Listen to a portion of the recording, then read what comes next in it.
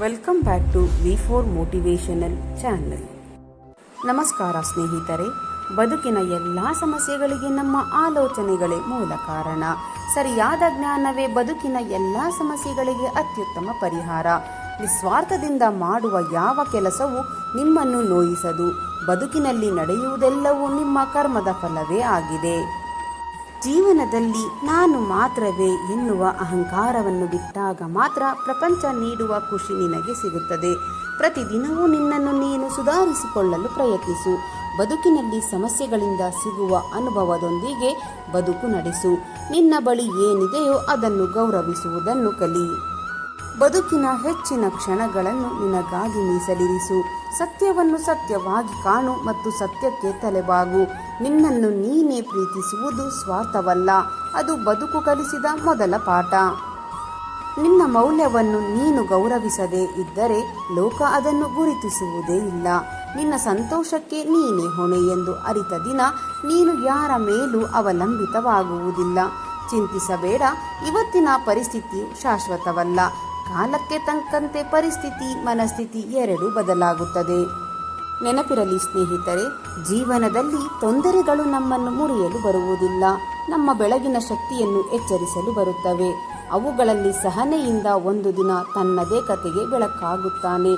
ಯಾರು ಗಮನಿಸಿದಾಗ ಮಾಡುವ ನಿನ್ನ ಶ್ರಮ ನಿಶಬ್ದವಾಗಿ ಬೆಳೆದು ಬಲವಾಗುತ್ತದೆ.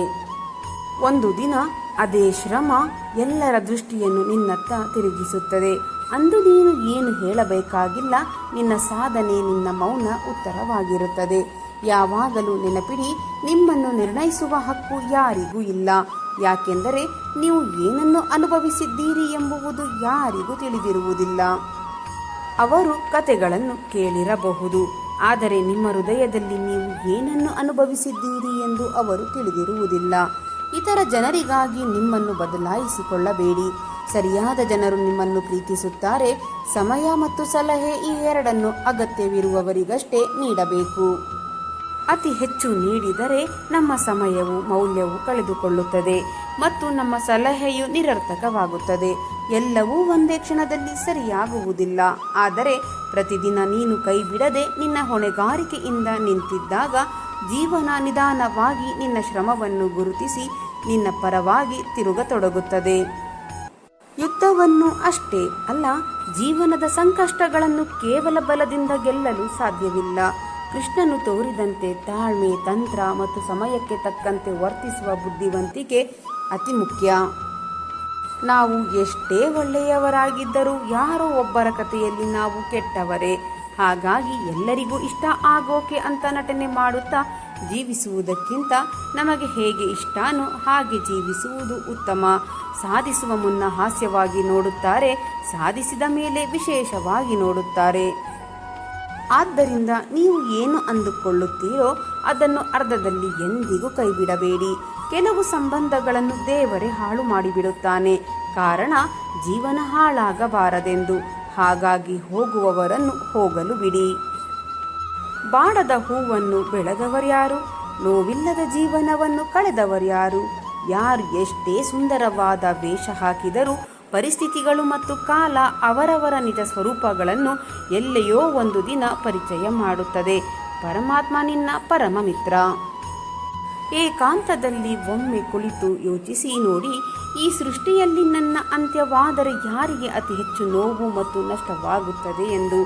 ಯಾರಿಗೆ ಹೆಚ್ಚು ನೋವು ಮತ್ತು ನಷ್ಟವಾಗುತ್ತದೆಯೋ ಕೇವಲ ಅವರಿಗಾಗಿ ಬದುಕಿ ಮತ್ತು ಉಳಿದವರನ್ನು ಅವರ ಪಾಡಿಗೆ ಅವರನ್ನು ಬಿಟ್ಟುಬಿಡಿ.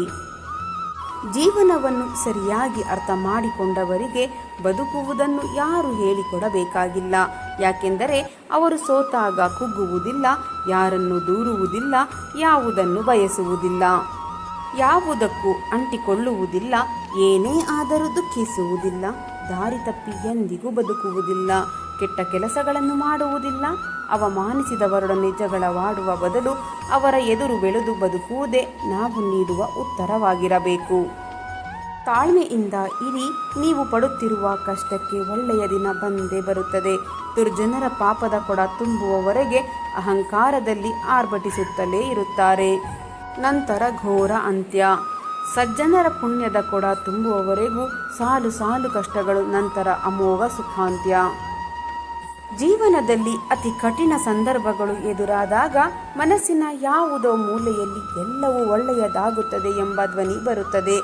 ಆ ಧ್ವನಿಯ ಮೂಲ ಸ್ವಯಂ ಭಗವಂತನದ್ದೇ ಆಗಿರುತ್ತದೆ.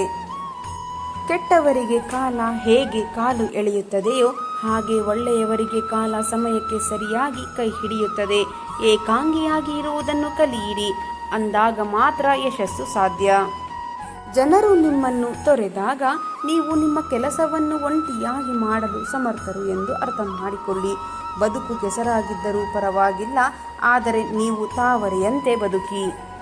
ಏಕೆಂದರೆ ತಾವರೆಯು ಕೆಸರಲ್ಲೇ ಹುಟ್ಟಿ ಕೆಸರಲ್ಲೇ ಬೆಳೆದರೂ ಸಹ ತಾನು ಕೆಸರಾಗದೆ ತಾವರೆ ಹಾಗೆಯೇ ಉಳಿದು ಬಿಡುತ್ತದೆ. ಅರ್ಥವಿಲ್ಲದ ಮಾತುಗಳಿಗೆ ಎಷ್ಟು ಸಮಯ ನೀಡಿದರೂ ವ್ಯರ್ಥವೇ. ಹಾಗೆಯೇ ಜೀವನದಲ್ಲಿ ನಿಮ್ಮನ್ನು ಅರ್ಥ ಮಾಡಿಕೊಳ್ಳದವರ ಜೊತೆ ಸಮಯ ಕಳೆದರೆ ನಿಮ್ಮ ಜೀವನ ವ್ಯರ್ಥ.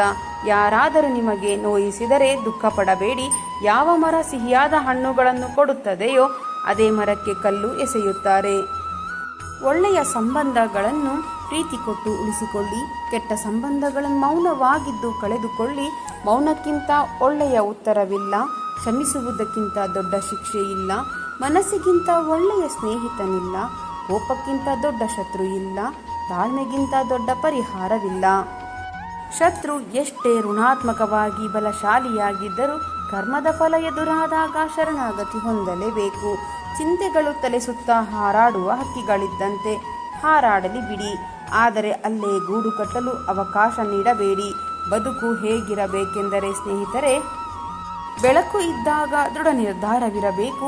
ರಾತ್ರಿ ಮಲಗುವಾಗ ಆತ್ಮತೃಪ್ತಿ ಇರಬೇಕು. ಯಾರಿಗೋ ಏನನ್ನೋ ಕೊಟ್ಟೆ ಎಂದು ಅಹಂಕಾರ ಪಡಬೇಡ. ಯಾರಿಗೆ ಗೊತ್ತು ನೀನು ಕೊಡುತ್ತಿರುವೆಯೋ ಅಥವಾ ಹಳೆಯ ಜನ್ಮದ ಸಾಲವನ್ನು ತೀರಿಸುತ್ತಿರುವೆಯೋ ಎಂದು. ಇತರರ ಮೇಲೆ ಕೋಪ ಮುಂದುವರೆಸುವುದೆಂದರೆ ಬೇರೆಯವರ ಮೇಲೆ ಎಸೆಯಲು ಕೆಂಡವನ್ನು ಕೈಯಲ್ಲಿ ಹಿಡಿದಂತೆಯೇ ಸರಿ. ಅದರಿಂದ ಮೊದಲು ನಿಮ್ಮ ಕೈಯೇ ಸುಡುತ್ತದೆ.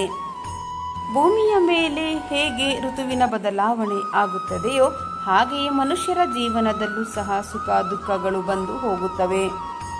ಮನಸ್ಸು ಬಿಚ್ಚಿ ನಗುವುದು, ಯಾರಿಗೂ ಕೇಡು ಬಗೆಯದೆ ಎಲ್ಲರಿಗೂ ಪ್ರೀತಿ ಪಾತ್ರರಾಗುವುದು ಒಬ್ಬ ವ್ಯಕ್ತಿಯ ಯಶಸ್ಸಿನ ಅಳತೆ. ಗೋಲುಗಳು, ಅವಕಾಶಗಳು ಹೆಚ್ಚಿನ ಸಂದರ್ಭದಲ್ಲಿ ದುರಾದೃಷ್ಟ ಇಲ್ಲವೇ ಸೋಲಿನ ಸೋಗಿನಲ್ಲಿ ಬರುತ್ತವೆ. ಇದನ್ನು ಅರ್ಥ ಮಾಡಿಕೊಂಡವರು ಬದುಕಿನಲ್ಲಿ ಗೆಲ್ಲುತ್ತಾರೆ. ನೀವು ಹೆದರುವಂತಹ ಸನ್ನಿವೇಶ ಎದುರಾಗಿದೆ ಎಂದರೆ ಅದು ನೀವು ಧೈರ್ಯವಂತರಾಗಲು ನಿಮಗೆ ದೊರೆತ ಅವಕಾಶವೇ ಸರಿ. ಬೇರೆಯವರಿಗೆ ನಮ್ಮನ್ನು ಹೋಲಿಸಿಕೊಳ್ಳುವುದು ನಮಗೆ ನಾವೇ ಮಾಡಿಕೊಂಡ ಅಪಮಾನ. ಜೀವನದಲ್ಲಿ ನಮ್ಮದೇ ವ್ಯಕ್ತಿತ್ವವನ್ನು ರೂಪಿಸಿಕೊಂಡು ಇತರರಿಗೆ ಪ್ರೇರಣೆಯಾಗಲು ಯತ್ನಿಸಬೇಕು. ಮೌನ ಮತ್ತು ಮುಗುಳ್ನಗೆಗೆ ಶಕ್ತಿಶಾಲಿ ಸಾಧನಗಳು.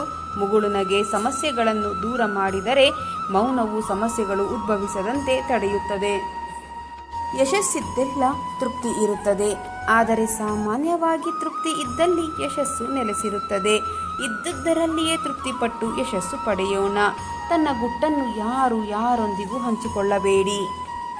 ಯಾಕೆಂದರೆ ಜೀವನದಲ್ಲಿ ಯಾವ ಮಿತ್ರ ಯಾವಾಗ ಶತ್ರುವಾಗುತ್ತಾರೆ ಎಂದು ಹೇಳಲು ಸಾಧ್ಯವಿಲ್ಲ. ಏನನ್ನಾದರೂ ಪಡೆಯುವುದಕ್ಕಿಂತ ಏನನ್ನಾದರೂ ಸಂರಕ್ಷಿಸುವುದು ತುಂಬ ಕಷ್ಟ. ಅದು ಸಂಪತ್ತು, ಗೌರವ, ಪ್ರೀತಿ ಅಥವಾ ಒಳ್ಳೆಯ ವ್ಯಕ್ತಿಯಾಗಿರಲು ಸೋಲನ್ನು ಹೃದಯಕ್ಕೆ ಇಳಿಯಲು ಬಿಡಬಾರದು ಮತ್ತು ಗೆಲುವನ್ನು ತಲೆಗೆ ಏರಲು ಬಿಡಬಾರದು. ಸ್ವಸಹಾಯದಲ್ಲಿ ನಂಬಿಕೆ ಇರುವವರಿಗೆ ದೇವರು ಸಹ ಸಹಾಯ ಮಾಡುತ್ತಾನೆ. ಹೀಗಾಗಿ ಜಯದ ಮೊದಲ ಗುಟ್ಟು ಆತ್ಮವಿಶ್ವಾಸವೇ ಆಗಿದೆ. ಸ್ನೇಹಿತರೆ, ಇಂದಿನ ಈ ನನ್ನ ವಿಡಿಯೋ ನಿಮ್ಮ ಮನಸ್ಸಿಗೆ ಸ್ವಲ್ಪವಾದರೂ ಪ್ರೇರಣೆ ನೀಡಿದರೆ ದಯವಿಟ್ಟು ವಿಡಿಯೋಗೆ ಒಂದು ಲೈಕ್ ಮಾಡಿ, ಶೇರ್ ಮಾಡಿ. ನಿಮ್ಮ ಅಭಿಪ್ರಾಯವನ್ನು ಕಮೆಂಟ್ ಬಾಕ್ಸ್ನಲ್ಲಿ ಹಂಚಿಕೊಳ್ಳಿ. ನನ್ನ ಪ್ರಯತ್ನ ನಿಮಗೆ ಇಷ್ಟವಾಗಿದ್ದರೆ ಈಗಲೇ ನನ್ನ ಚಾನಲನ್ನು ಸಬ್ಸ್ಕ್ರೈಬ್ ಮಾಡಿಕೊಳ್ಳಿ. ಮತ್ತೆ ಮುಂದಿನ ವಿಡಿಯೋದಲ್ಲಿ ಇದೇ ರೀತಿಯ ಹೊಸ ಮೋಟಿವೇಶನಲ್ ಮಾಹಿತಿಯೊಂದಿಗೆ ಭೇಟಿಯಾಗೋಣ. ಅಲ್ಲಿಯವರೆಗೆ ಸಕಾರಾತ್ಮಕವಾಗಿ ಯೋಚಿಸಿ ಸಂತೋಷವಾಗಿ ಬಾಳಿರಿ. ಧನ್ಯವಾದಗಳು.